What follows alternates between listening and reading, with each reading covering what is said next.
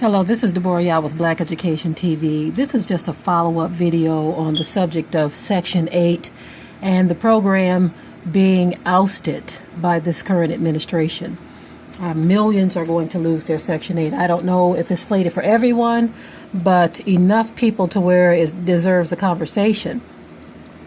I just want to read a couple of responses that were on the first video that I put up on the subject. And it's just food for thought, family. Food for thought. Okay, the first response comes from Lovely Rose, and it says, "The response from black people is indeed appalling, and it is yet another sign of the hatred and disregard shared amongst black men. It's foolish. If blacks suffer to any degree, we will all be affected one way or another. I hope this change will move black people to act for the collective, yet the hate is stronger than life itself." You said that right, Lovely Rose. The hate is so strong among our people that it is off the charts. It is almost to the point of just wanting to throw up both your hands and give up. Because trying to get our people to unify, to love each other, to be right towards each other, to be fair towards each other, is almost like a lost cause. But yet and still, we see everything around us becoming more and more chaotic.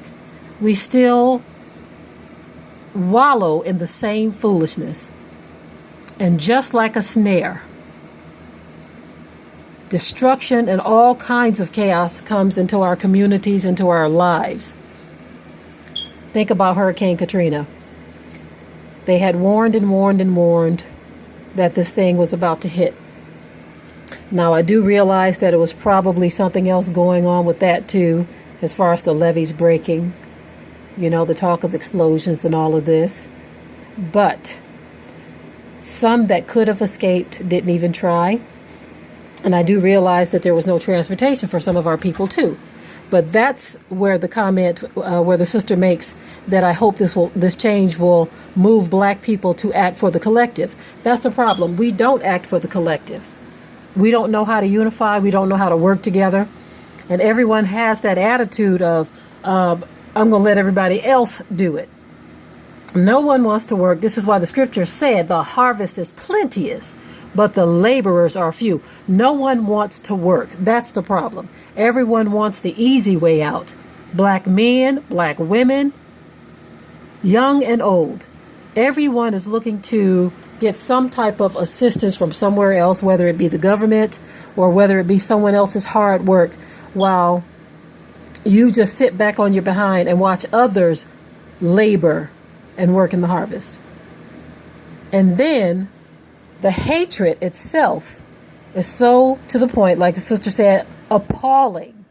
It is so appalling how we deal with each other and how we deal with the woes in our community. I'm convinced that not enough of us even care.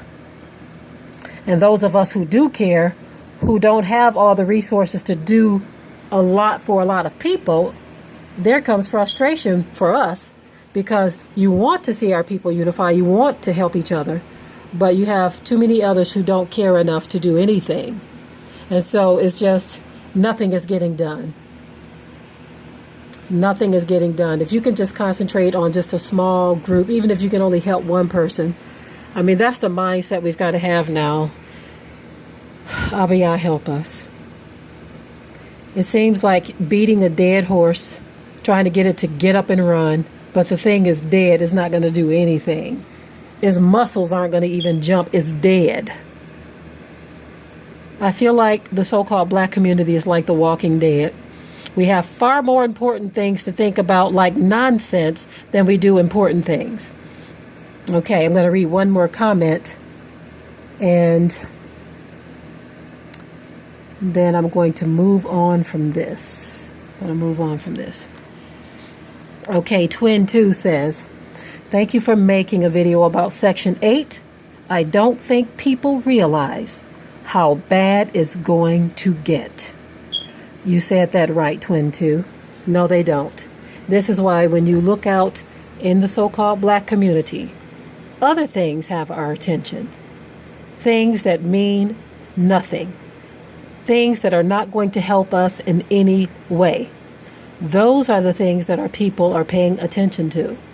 But this right here, the only people that are paying attention to this Section 8 thing right now are those who are being affected by it directly in terms of losing their benefits, or those who are making light of it, making jokes. You know, like I said in the previous video, where black men are saying your white daddy done divorced you, or your gravy train has run out, your well has run dry. I mean, all these kind of things. And I've seen some other vulgar things, more vulgar things. You B words are going to have to get up off yourself and go do for yourself. I mean, of course, I do believe that our people should do for themselves, but to call someone the B word just to get your point across, that's where we're talking about the insensitivity comes in. We don't care about each other. But then again, we make it hard to care about each other. It's just a vicious circle. You want to care, but others make it hard to care, because we treat each other so wrong on so many levels. And it's almost like the most redundant conversation trying to fix black people. It is getting to the point where it seems even hopeless to even talk about it, useless and pointless to even try to look for solutions. Like a snare, destruction is going to come up on the whole world. And unfortunately, our people are going to be on the receiving end of a whole lot of it, because we refuse to get our natural house in order or our spiritual house in order. Many have been overtaken by demonic spirits and have reached the point of no return. It is truly sad, family, truly sad. Okay, let me go and get out of here now. Shalom.